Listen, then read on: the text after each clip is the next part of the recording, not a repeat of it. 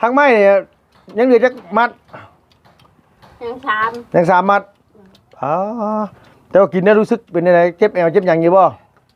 ยังอยู่ยังเจ็บอยู่บ่เวลายุกยักยังเจ็บอยู่บ่กินไปแล้วเอาตับน่ะคือสิไม่ไปกินดอกพริกช่ายพริกควายอยู่พี่น้องแกะไม่ไอ้ลาบนี่นะลาบดิบนะลาบชุกก็เก็บไว้แกะตัวนี้แล้วตัวชุกก็เก็บไว้คันว่านั่นก็ได้อ้าวไอ้เลือกอันนั้นเปล่าแกะโลดจ้าเลือกทำไมทุกอ้าวเลือกกันนะบ่จันมาเลยเพิ่นว่านี่ได้ใส่สังกะสีโลซิ่งไงมาเลี้ยงมันล่ะมันต้องเลี้ยงในข้างบ้านแล้วได้เลือกเปล่าเพิ่นว่ามื้อนี้เนาะมามื้อนี้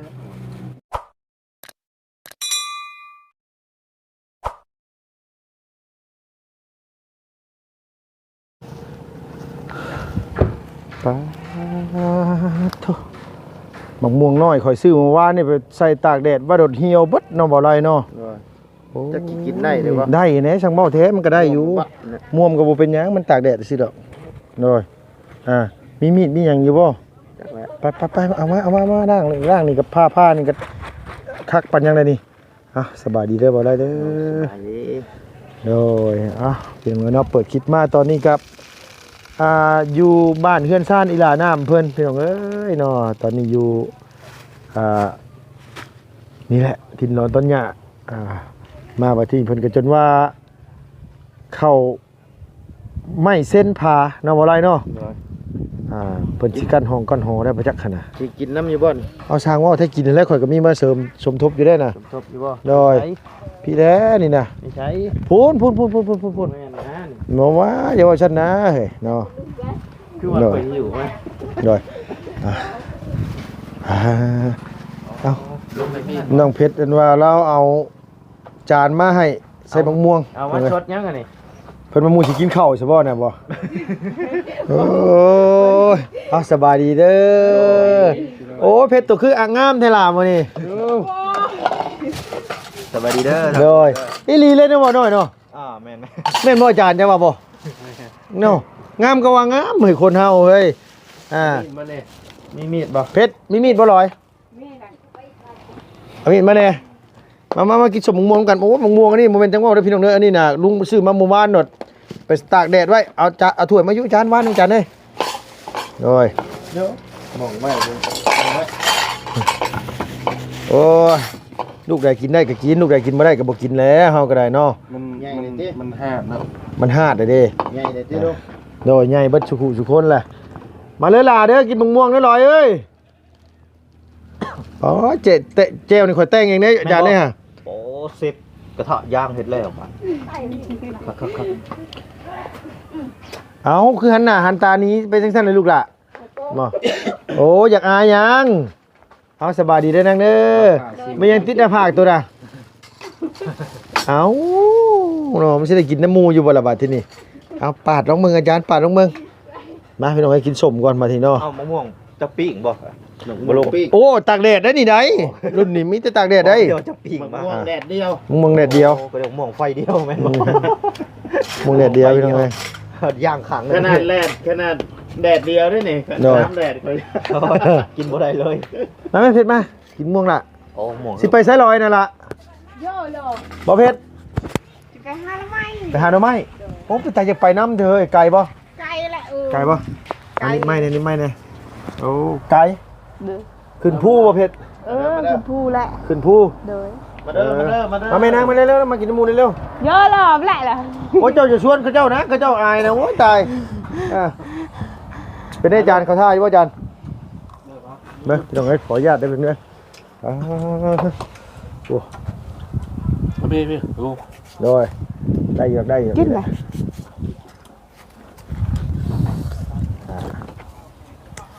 น้ำหมกกระซอน้ำหมกนั่นบ่อนฮะใช่เจ้าว่าสิเอาขึ้นมาจ้ะโอ้บอกว่าน้อยก็เขาบอกเอาเอาแล้วฮะน้ำหมกกระซอบ่เอายังบอกใครบอกว่าน้อยไปฉันว่าบอกโดย ข่อย สุดแล้ว มาได้อเพียงเด้อกินม่วงน้ำกัน อันนี้ฮะการยังฮะกระชำ โดย โอ้ตะบุญบ่ เอาพี่น้องเนาะสบายดีเด้อพี่น้องเบัดสุขุสุคนมากินส้มน้ำกันพี่น้องเอ้ย ชุกบ้านแหละ อันนี้มีอาจารย์แบบนี้พาแล้วมันบ่ทันได้สุกคักปานใดดอกโอ้ยน้องแมวแมวไผเพชรแมวเจ้าบ่ล่ะ บ่แม่เขา ไปลงลูก โอ้สุกเด้อลูกเอ้ยสุกบ่ได้ ใส่นี่ฉันได้สุกอยู่นี่นะ ชุกบ้าน สุกแดดหรือสุกไฟนี่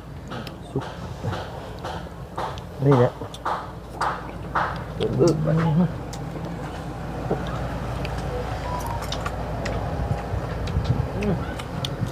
สุกติ่งใหญ่มาก แกแซ่บบ่น้อง แค่บ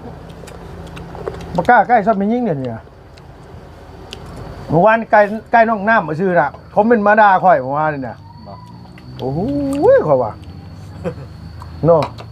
โหเห็นว่าก็ได้ได้เหรอ ไก่น้องไก่นุ่งก็บ่ได้โพดอีหรอ กินหรอ มาน้องมา มาแล้วพี่น้อง บ่ยาวเอ้ยมาได้ จากม่วงเด้อ จ้ามะม่วง มะม่วงเพิ่นเอิ้นได้ เปรี้ยว จ้าเปรี้ยเด้อ คืออยู่ได้จ้าเปรี้ยวเลยแค่ น้ อ๋อจ้ากินไปแล้วแซ่บเด้อ ชุกละ สุกแล้วบ่ ำมาได้ อ๋อเด้อเป็นน้ำลายไหลแล้ว ม่วงเหนียวก้น ถึกแดดว้าวสิเมื่อวานเขาไปถิ่มผู้หนึงนี่ได้ว้าวสิเมื่อวาน คือมากจะนิ่งเหนียวหมูชุกชุกหมดแล้ว สุกไฟมุงสุกแดด ลุงเราปิ้งจะไฟนานนะเบิ่ง สบายดีแล้ว เจ้าก็สิปอกมันถิ่มยังบ่ยัง แซ่บแล้ว ไปเด้อลุงเด้อ มาได้ลุงหนวดเด้อ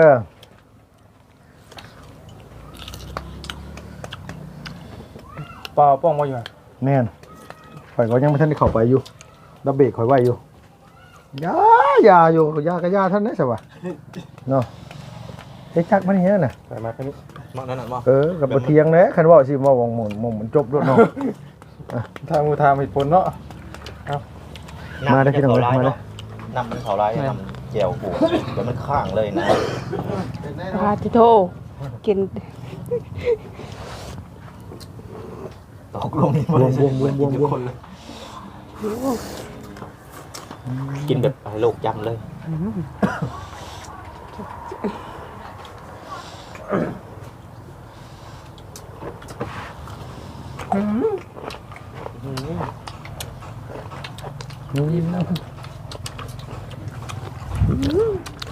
กินยิงฉัง มาเพน กินแล้วมันกิน มันยืนกินแล้วเอาแต่ดกแท้มะม่วงโอ้มันกินผู้เดียวแซ่บป่ะ มาพี่น้องมา กินผู้เดียว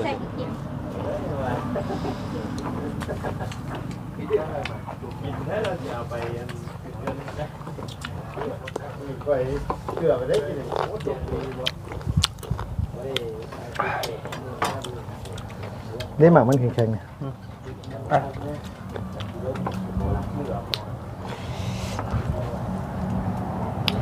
มันถึกแดดมันก็ได้เหี่ยวเนาะหาหน่อยมาแกงเที่ยงบ่เอ้ย ยัง หาหน่อยมาแกงเที่ยงบ่เขาสิถ่ากินน้ำนี่นะ ยัง แกงตอนไหนซะ ยังไม่มียังไม่ห้า ทำไมเรียนมันแตกงาน ไม่มีทำไม คนตรง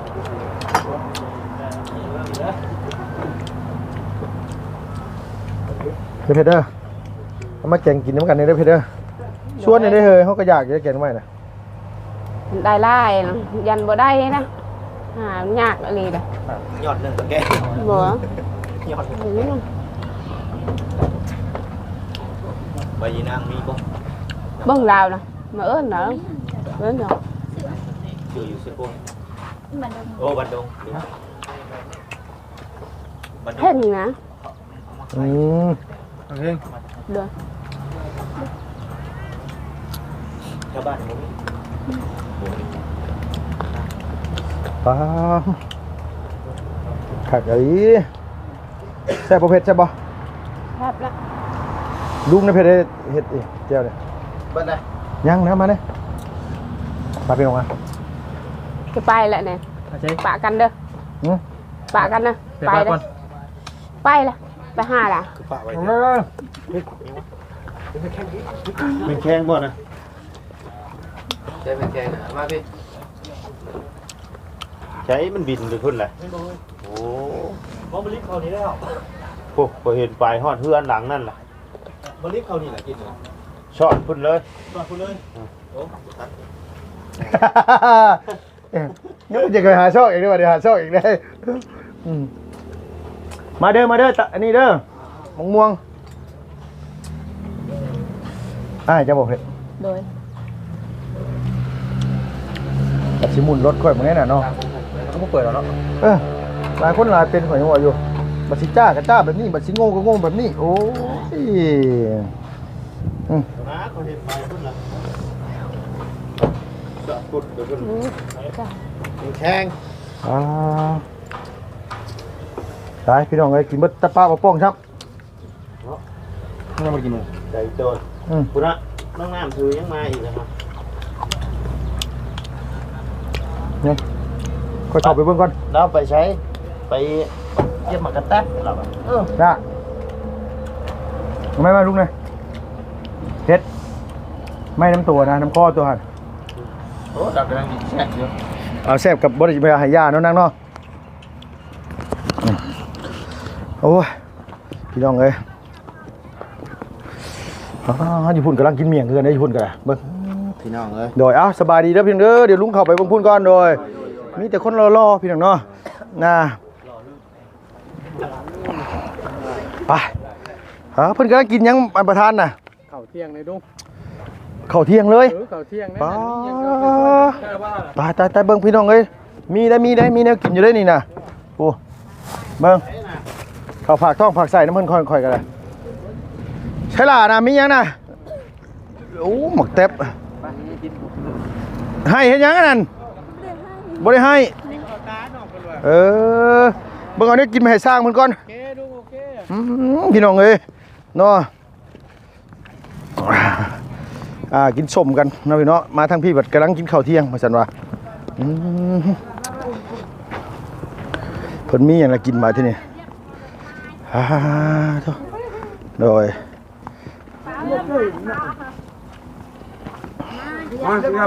โดยได้ยังกินน่ะขายอันนี้ก็ลาบด้วยนี่ก็ได้ รับของเนี่ยบ่เที่ยงมันดอกบานสิแก บ่ต้น บ่ตูน อัน เอาซะเอาเอ้ยโอ้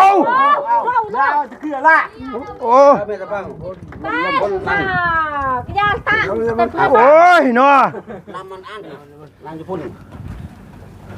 เอาล่ะชื่อไปเลยจานดื้อๆคือแบบน้ำ บ่แม่นเด็กน้อยเล่นบ่ บ้านลมเพชร ลมเฮ็ดโอ้โหพี่น้องเอ้ยเหี่ยวลูกหลานเหี่ยวลงมาใส่โอ้ยเนาะแห้งเค็มแห้งแซ่บบ่ทีนี้ยับปีกง่ายยับปีกเนี่ยเอาโจมโอ้ยเนาะเกิดเหตุการณ์บ่คาดคิดพี่น้องเอ้ยเธอตั้งแต่เกิดมากับบัดนี้แหละพ่อเหี่ยวลูกเหี่ยวหลานบัดนี้แหละไปจกัน อันนี้ ไ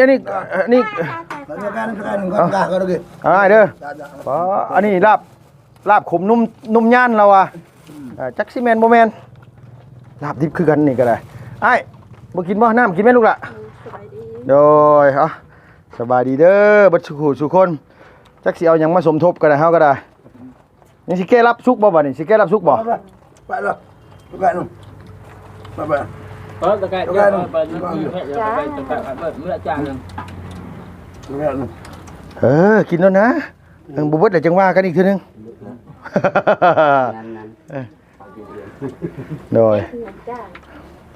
โมเมนต์ว่านี่นะพี่น้องเอ้ยมือแซ่บมือบ่แซ่บได้บางมือก็พ่อมาม่าได้บางมือก็ได้ทีมงานบ่ได้เข้ามาก็อุกคือกันได้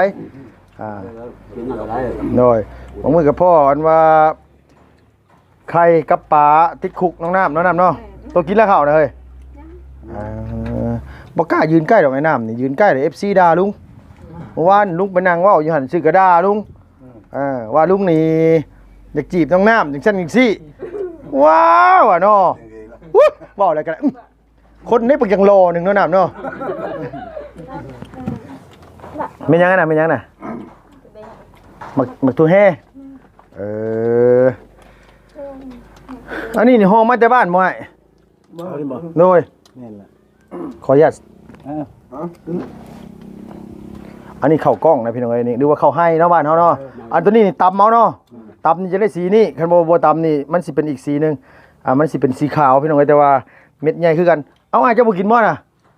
เอาแล้วพอเหยื่อนิดหน่อยบาทเดียวนึงก็ไปเลยอันนี้ก็ได้ผมดอกเลยยังบ่ทันได้ขึ้นเบิ่งถึงเฮือนถึงชานเพิ่นตอนแรงเพิ่นน่ะพี่น้องเอ้ยแวะมาสิขึ้นไปเบิ่งอีกเทื่อนึงกั้นห้องนี่กั้นแบบได้กั้นคือน้องเว้าน่ะบ่โดยแบบนั้นมันจะงามอันประตูอันช่อง3ช่องนี่ไปใส่ฟังนั่นเด้อโดยไปใส่ฟังนั่นแหละพอดีโมเมนต์หยังดอกมันหลายช่องนี่ก็ไอ้น้ามันจังโตนไปเล่น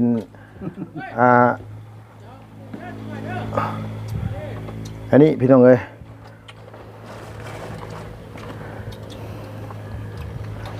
เข่านี่เบิ่งนี่คือแข็งแต่ว่าบ่แข็งนะพี่น้องเอ้ยเวลาเฮาจับนี่แข็งหน่อยเนาะเวลาเฮานี่แบบเวลาเฮาเคี้ยวแบบบ่แข็งมันนุ่มๆอย่างนี้แต่ว่ามื้อเช้านี่สงสัยมีอ้าย1ไผไม้หม้อสงสัย ใส่น้ำหน่อยว่าจักบ่แม่นกินมันแบบนี้แม่นบ่กินข้าวนี่มันตั้งมันเป็นกินแบบนี้บ่แม่นเลยกินข้าวแบบธรรมชาติบ่ได้ผ่านว่าเด้อๆจะเว้าหยังเอ้ยฮะเอาเว้าหยอกหลานว่า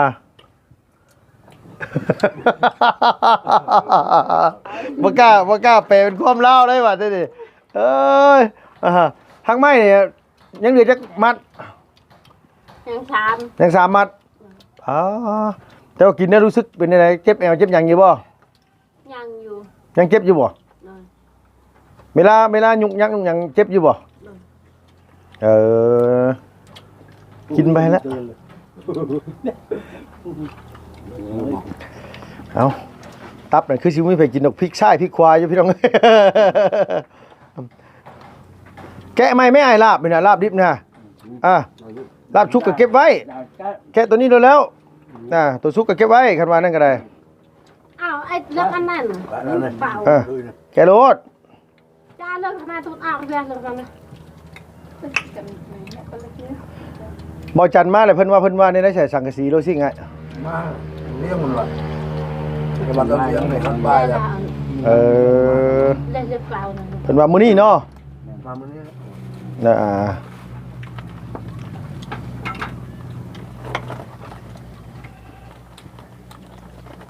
มื้ออื่นนี่ก็เตรียมแล้วพี่น้องเอ้ยอันว่าขึ้นเฮือนอีหล่าไส้เพิ่น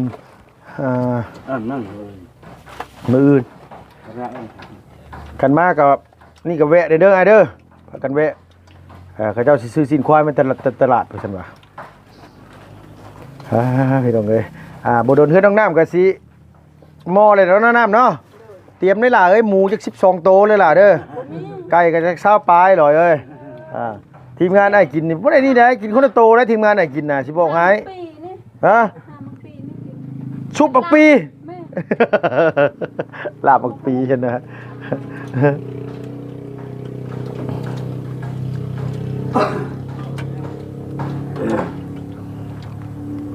แต่ว่าเฮาไปสั่งกันว่าอันนี้พี่น้องเอ้ยสั่งลาบนี่เพิ่นบอกว่าคันว่าคนทั้งนี้บ่ค่อยกินขมบ่ได้แม่นบ่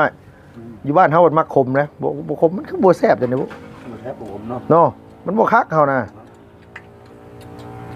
กับใบอีหยังนะใบอีหยังว่าที่ว่าเขาเจ้าปลูกอยู่ในสวนเผานี่นะใบอีหยังวะเฮาลืมน่ะใบอันคมๆนะแม่ใบที่บ้านบ้านน้องปูนาแม่ใบตังใบตังใบตังนะแม่ใบตังเนาะเมื่อบ้านน้องปูนาฮะเมื่อนั้นก็แบะก็ไปเอาฮอนแล้วไปกินกับลาบเป็ดมื้อนั้นโอ้ยมักลากินข้าวแล้วบ่ลูกมาแม่จะโดยแล้วพ่อกับแม่บ่พากินแล้วน้ำตัวกินแล้วฉลาดเขานะยังมันทำยาก บ่ายโมงเนี่ยยังบ่ทันอยากอยู่กินข้าวเช้าจังโมงซะ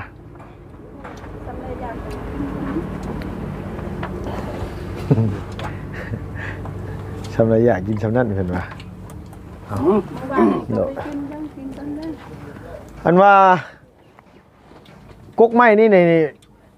คันว่าเฮ็ดแล้วสิห้านอยู่แล้วว่าห้านเนาะต้องห้านเด้ตัวนี้น่ะมันสูงโพดพี่น้องเอ้ยอันนี้น่ะเนาะมีแต่ว่านี่ก็ตัดออกมั่างตูบออกแล้วก็ตัดออกเลื่อนไอ้ฮอดใส่ก็ไอ้ฮอดนี่บ่แต่สมมุติว่ามื้อหน้าหกไปพี่น้องเอ้ยยันผู้ใหญ่เพิ่นจะเฮ็ดห้องน้ำห้องครัวให้น้องเพิ่นเห็นว่า